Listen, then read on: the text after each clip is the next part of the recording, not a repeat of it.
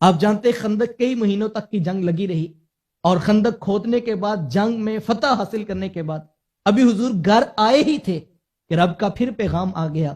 کہ محبوب ابھی ہتھیار نہیں اتارنے، ابھی تو قریظہ والے یہودیوں کا بھی مقابلہ کرتا ہے، اور جا کے اس قلعے کا محاصرہ کر لیا۔ اور کئی دن کے محاصرے کے بعد جب حضور علیہ السلام نے ان کو کہا کہ ہم تمہاری بغیر کسی شرط کے رجوع کا سوال تمہارے سامنے رکھتے ہیں، کوئی بات تسلیم نہیں کی جائے گی، جبکہ انہوں نے بہت ساری پیشکشیں کی، لیکن حضور فرمایا کہ ہم کوئی بات نہیں سنیں گے، اور تم جو ہے وہ بغیر کسی شرط کے رجوع کرو، اور تمہارا فیصلہ ہم اپنی مرضی کے ساتھ کریں گے۔ تو اس وقت جب کسی طرف بات نہیں بڑھ رہی تھی اور ان کو سیدھی اپنی موت نظر آ رہی تھی، تو اس وقت انہوں نے کہا کہ آپ ابو لبابہ کو ہمارے پاس بھیجیں، ہم ان سے کوئی بات کرنا چاہتے ہیں۔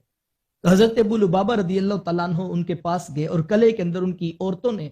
اس طرح سے بین کیے اور اس طرح سے ان کے پاؤں پکڑے اور منتیں کی اور سماجت کی،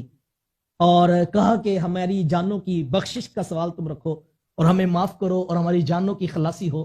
تو حضرت ابو لبابہ رضی اللہ تعالیٰ عنہ جب ان کے پاس بیٹھے تھے تو یہود کے بڑے سردار نے آگے بڑھ کے کہا کہ اگر ہم سرنڈر کر دیں، ہم اپنی جانیں جو ہے وہ محمد صلی اللہ علیہ وآلہ وسلم کے سامنے رکھ دیں، تو آپ کا کیا خیال ہے، یہ کیا فیصلہ کریں؟ اب اس وقت پورے قلعے کے اندر کوئی مسلمان پاس نہیں تھا، کوئی دیکھنے والا دوسرا شخص نہیں تھا۔ نہ جانے کیا ہوا کہ حضرت ابو لبابہ رضی اللہ تعالیٰ عنہ انہوں نے اپنے ہاتھ سے یوں اشارہ کیا بس، اور ہاتھ نیچے کر لی، زبان سے ایک جملہ بھی نہیں کہا، ایک لفظ بھی نہیں کہا، اور فوری ہاتھ نیچے کر لیا۔ اب کسی کو نہیں پتا کیا کہا، کیا ہوا، لیکن حضرت ابو لبابہ کے اندر ایک عجیب کیفیت بن گئی کہ یہ میں نے کیا کیا، میں نے اللہ رسول کے ساتھ خیانت کر دی۔ ذرا غور تو کرو، ایک جملہ بھی نہیں کہا، صرف ایک ہاتھ کا اشارہ ہوا ہے، لیکن دل لرزنے لگا کہ ابو لبابہ تم نے ٹھیک نہیں کیا۔ اللہ اکبر، آئے اور حضور علیہ السلام کی خدمت میں بیٹھے، اور جو دل کی کیفیت تھی وہ سامنے رکھ دی،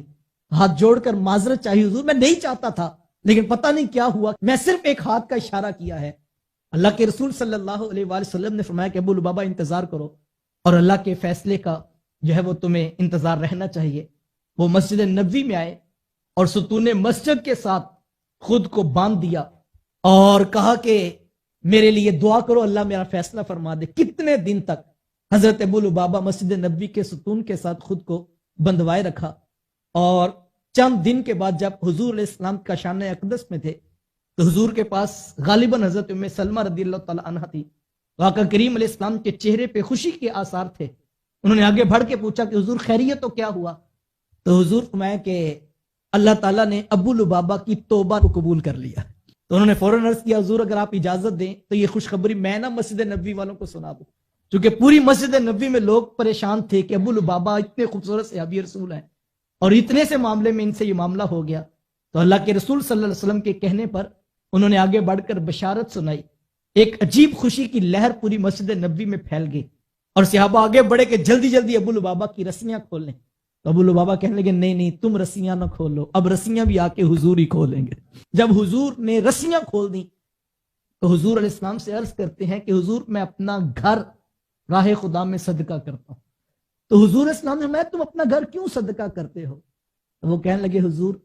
جس گھر کے ہوتے ہوئے میرے سے اللہ رسول سے خیانت ہوئی ہے، میں وہ گھر پاس نہیں رکھنا چاہتا،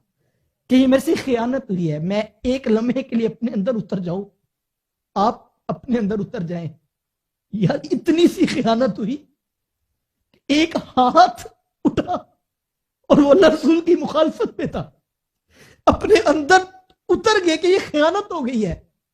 میں اپنے 30-32 سال دیکھوں، کہاں میرے لہجے میں خیانت ہوئی، کہاں میرے انداز معاشرت میں خیانت ہوئی،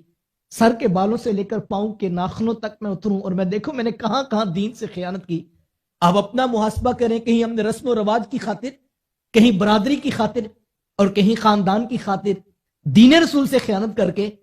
اپنا کاروبار بھی چمکایا، اپنے رسم و رواج بھی سجا لیے۔ تو کہا یہ خیانت کا جو ایک احساس جرم کا جو ہے وہ دل میں پیدا ہونا ہے، یہی حقیقت توبہ ہے۔ اور اللہ کے رسول صلی اللہ علیہ وآلہ وسلم نے فرمایا حقیقت توبۃ الندم، توبہ کی حقیقت جو ہے وہ ندامت ہے، اور اگر یہ ندامت نہیں ہے پھر ساری رات بھی بیٹھنے سے حاصل کچھ نہیں ہوگا۔ تو جو پہلی چیز ہے وہ ندامت ہے، ہم یہ محسوس کریں ہم کسی بارگاہ کے مجرم ہیں، اور ہم سے بہت ساری غلطیاں، بہت ساری کوتاہیاں سرزد ہوئی ہیں، اور اگر یہ چیز آ گئی تو یہ توبہ کی بشارت ہے، اور اگر یہ نہیں آئی، ساری رات بھی آپ بیٹھے رہے اور جہاں سے آئے تھے وہیں سے کل جا کے زندگی دوبارہ شروع کر لی، تو پھر توبہ کی حقیقت نصیب نہیں ہوئی۔ تو فرمایا پہلی چیز یہ ہے کہ تمہارے اندر احساس ندامت پیدا ہو